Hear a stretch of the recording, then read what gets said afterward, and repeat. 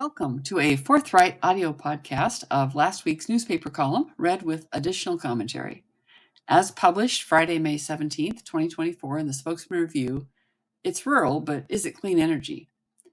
Since passage of the Clean Energy Transformation Act in 2019, Governor Jay Inslee has zeroed in on expediting building alternative energy sources.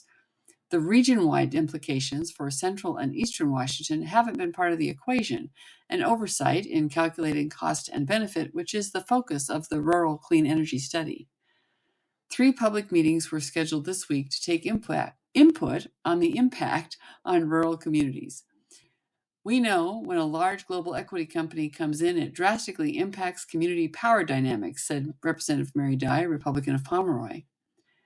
It's the political and financial power imbalance that impacts Washington's rural counties. The Department of Commerce report to the legislature was requested by Representative Mark Clicker, Republican of Walla Walla, and shepherded through by Dye. She stressed its importance because, quote, we wanted to look at alternative energy at scale and have a clear picture of how this would affect all of eastern and central Washington, and not just a parcel-by-parcel study, end quote. Loss of permitting control from county government to the state came up constantly at Tuesday's hearing in Dayton at the Columbia County Fairgrounds. Quote, we can't even negotiate local community enhancements because companies know they can just jump to FSEC, the state permitting process, and ignore us, end quote, said one frustrated Southeast Washington County Commissioner who got away before I got his name. Facilitator Susan Heyman from the Olympia-based consultant Ross Strategic kept refocusing the group back to the purpose of the meeting to, quote, listen to rural communities talk about their rural communities, end quote, with a focus on community impact.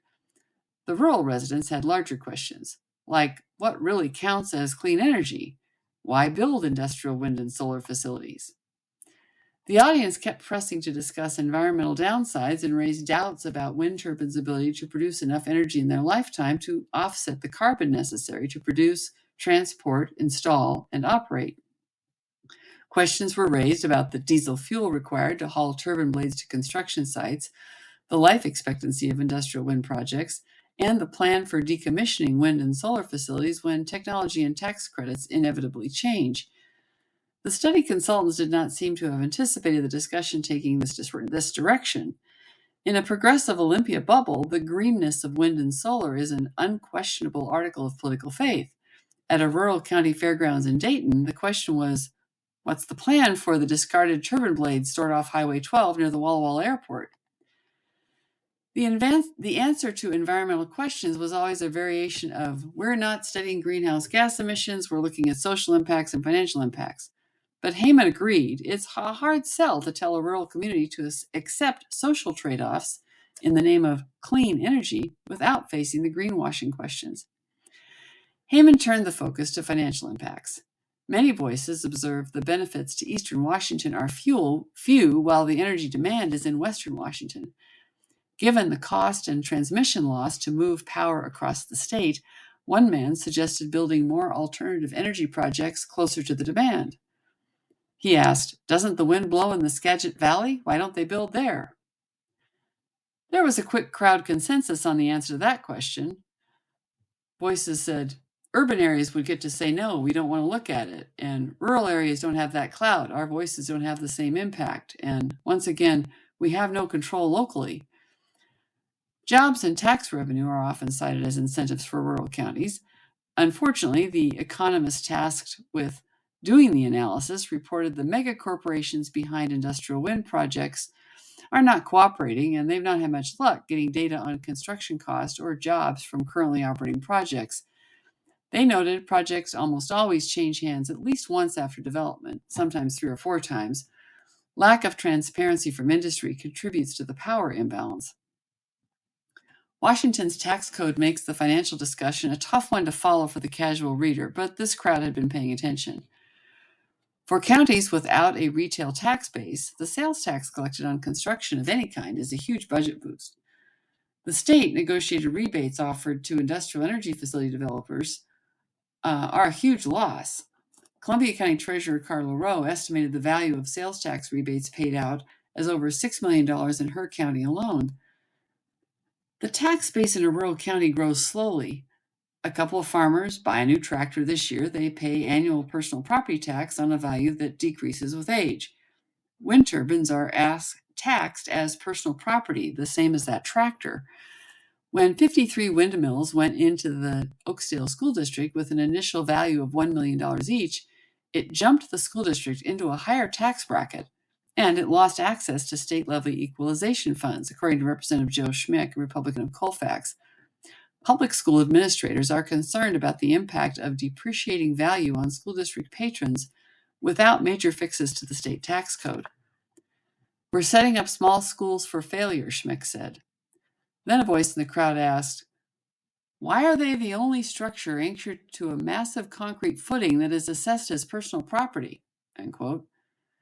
Classifying wind turbines as real property, like any other 6-story tall structure, instead of treating them like a tractor that just drove off the dealer's lot, would return tax-based stability and control to counties.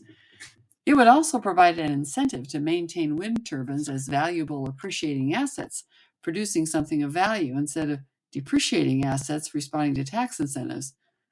Unless, of course, what those global equity companies are really producing are tax credits instead of usable energy.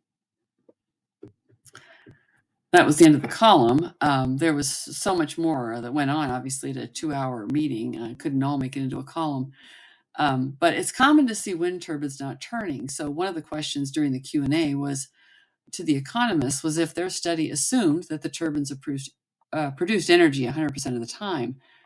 The economists confirmed they did not assume the nameplate rating. In other words, that this project will provide so many megawatts of power. Their models actually use data which uses about 20% of rated capacity as what they actually produce. And that low efficiency is one of the questions when considering whether wind turbines really produce green energy. That low efficiency has to offset a pretty large carbon footprint. I was also surprised when the economist was surprised when he was told by several people there that the property owners signing lease agreements for industrial wind projects aren't necessarily the farm operators. A lot of Eastern Washington farmland is owned by trusts or real estate investors or nonprofits to whom it was left as a bequest. That lease money doesn't go into the county. It actually goes to an out-of-county owner. And tenant farmers have no say and get no benefit when a landlord leases to a wind turbine developer. They just get to put up with having to farm around the foundation and the access road and run the risk of damaged crops due to turbine maintenance operations. And they can be reluctant to speak up because they might lose the agricultural lease. In a dryland ag system that has swallowed the get bigger, get out mantra of the 1980s, farms need a large land base to spread the cost of the expensive equipment over more acres. In another conversation afterwards with Carla Rowe, the Columbia County Treasurer, one of the other problems became clearer. Those sales tax rebates for renewable energy projects are handled differently from all other sales tax rebate programs. On other tax rebates, the Department of Revenue negotiates the rebate and then forwards the amount that the county actually gets to keep to the county. For the energy program, the developer has up to 4 years to file for a rebate. Meanwhile, the Department of Revenue has forwarded all of the sales tax collected to the county that's due to the county's percentage rather. A big chunk of that is state sales tax. And not all of what a developer claims may be allowed by the Department of Revenue, which negotiates the rebate with the company and then sends a request to the county for the refund with a note saying, and Carla had said in one case, send us a check by the end of the month. So now she has $200,000 tucked away just in case, following a repair and maintenance project in her county. The sales tax was received from the project in 2020, and that developer still has a few more months in 2024. They can still file for a rebate, depending on how on the ball their accountant is, or if they have their record keeping, how good their record keeping is. Or maybe the county gets to keep the money, but they can't count on it. Hopefully they were able to invest it. But again, that quick turnaround demand letter limits their opportunities for investment. So this rural clean energy study might be a good start. We'll see how it turns out. There needs to be a lot more questions asked in order to make sustainable decisions on the trade-offs, environmentally, economically, and socially. Reference links are included on the Substack post with an exceptionally long list of background reading on renewable energy projects in general and the multi-billion-dollar global energy companies controlling them. These are not cute little green companies altruistically pursuing decarbonization in energy markets. These are giant corporations. They have the ear of government to protect them. The financial stakes are very large, and rural communities are very small. You are invited to subscribe for notifications of new content on a variety of regional topics, with or without a pledge, and thank you for listening.